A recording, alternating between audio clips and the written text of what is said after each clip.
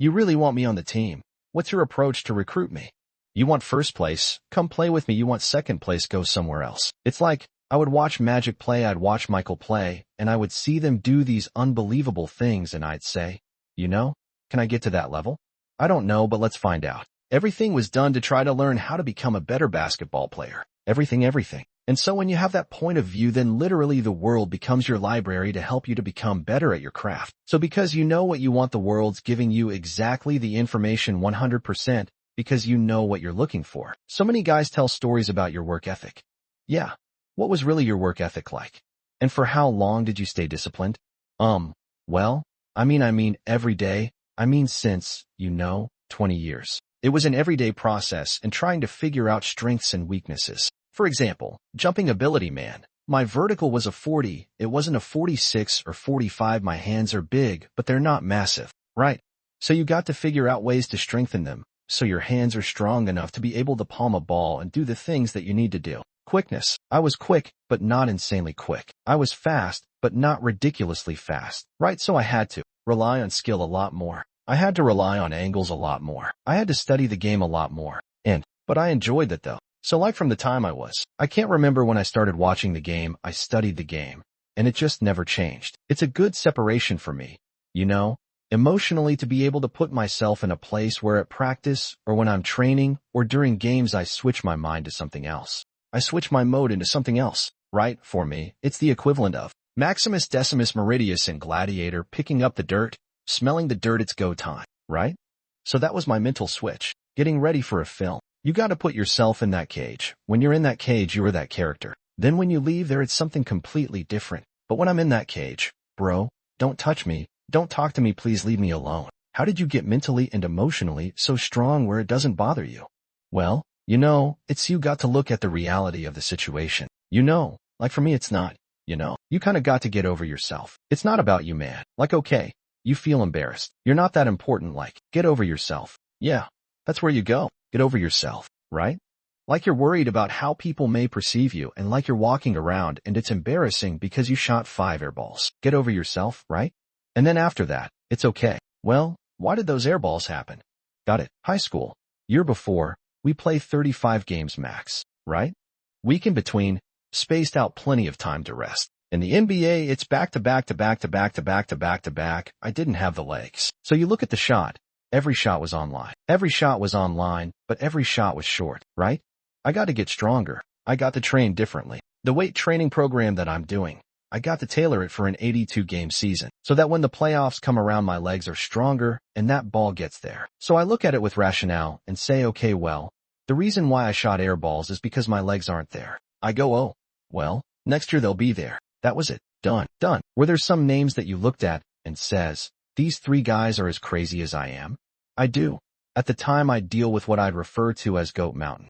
I went to Goat Mountain and I talked to Magic, Michael, Bird, Hakeem Olajuwon, Jerry West, Oscar Robinson, Bill Russell. So I would talk to them. What did you do? What were your experiences? Michael in particular, he's become my big brother. He's been my big brother since I first came in the league. And what was that process like? So I went to them and started understanding the ins and outs of the game. And how they approach things and their level of detail and obsessiveness, and that's what I did. The players that had that passion but weren't willing to commit their entire lives to doing that. Right, it's a choice, right? You have other things. You have family. You have all these other things that you have to do. The game can't really be your number one priority. And so I was just looking at that like, man, this is going to be fun. If I'm buddies with you from high school, if I'm a cousin of yours, what happened to our relationship? How did that gravitate when you went into the league and you're determined to become the greatest or you're determined to become one of the greatest? What happens to our relationship? Oh, it suffers. It does suffer? Oh, yeah. Okay. Yeah. And you understood that? You were okay with that? Well, yeah.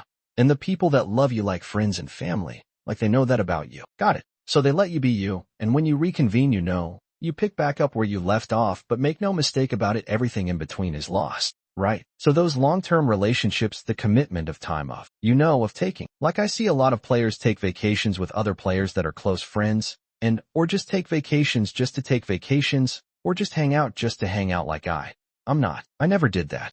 But it was a choice. Why? Why didn't you do that? Well, because when I retire, I didn't want to have to say, I wish I would have done more. I don't want that. You know, I don't want that. You know, you got a lot of people paying their hard-earned money to come watch you perform. Perform. It's your job to be in shape. It's your job to be strong enough to perform at that level every single night. And as a competitor, I'm not ducking stuff like, it's not. Oh my God.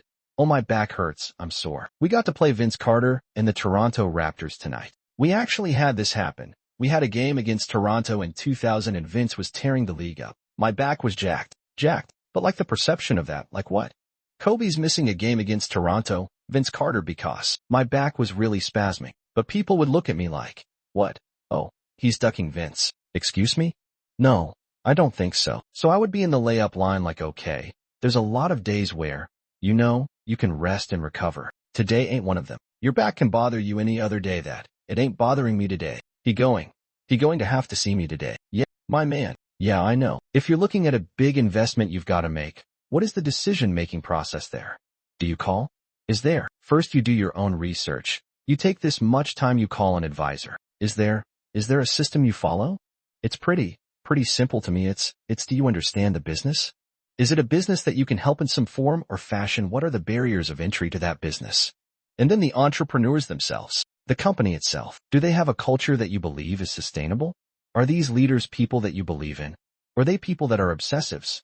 And in turn, have they created a culture of obsessiveness? So I tend to look at those 4 factors, and that's it. That's big right there, by the way. I don't know if you guys caught that right. That's pretty massive right there. Same determination. What's your current work schedule look like today? It's different because I personally am not writing every word of the novels. I am not animating the films. What I have to do now is make sure that the people that we bring in, these obsessives that we bring in, are challenging themselves to do the best job that they think they can do. That's what I'm there for, is for them to constantly look in the mirror and self-assess and challenge themselves. If we have a project and you're saying, okay, I can do that. That's not the project we want. The projects that say, I don't know if I can animate that. I don't know how to write that story. I don't know how to do that. Those are the things we want because through that curiosity, you'll reach a level that you didn't think was possible. And so, running the studio, that's what I'm doing. You're playing against the Golden State Warriors. Score is 107-109. You guys are close to getting into the playoffs. You know exactly what happens in the game. You go up. You're about to take your shot, and then all of a sudden, boom, your Achilles happens, right? He went and hit the free throws, and then you walked off the stage. Yeah.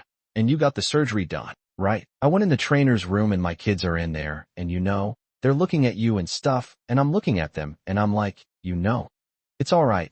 Dad's going to be all right. It'll be fine. It'll be all right. It'll be all right. It'll be all right. As a parent, you got to set the example. You got to set the example. This is another obstacle. This obstacle cannot define me. It's not going to cripple me. It's not going to be responsible for me stepping away from the game that I love. I'm going to step away on my own terms. And that's when the decision was made that, you know what?